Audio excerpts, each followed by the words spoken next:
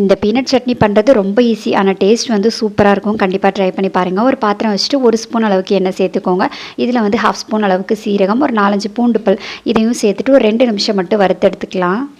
பூண்டு லைட்டாக ஃப்ரை ஆனதுக்கப்புறமா நம்ம ஆனியன் சேர்த்துக்கலாம். நான் இன்றைக்கி வந்து ஒரு மீடியம் சைஸ் ஆனியனை இந்த மாதிரி ரஃப்பாக கட் பண்ணி வச்சுருக்கேன்.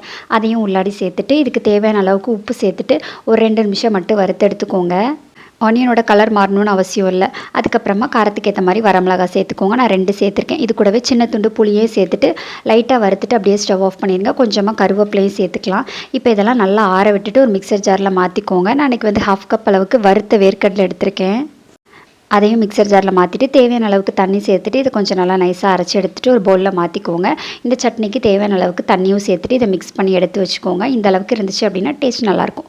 இப்போ தாளிப்புக்கு பார்த்தீங்கன்னா எண்ணெயில் கடுகு, உளுத்தம் பருப்பு, அதுக்கப்புறமா சின்ன வெங்காயம் சேர்த்தோம் அப்படின்னா நல்லாயிருக்கும். கருவேப்பிலையும் சேர்த்து மிக்ஸ் பண்ணிங்க அப்படின்னா செம்ம டேஸ்ட்டாக இருக்கும். ட்ரை பண்ணி பாருங்கள். பாய்.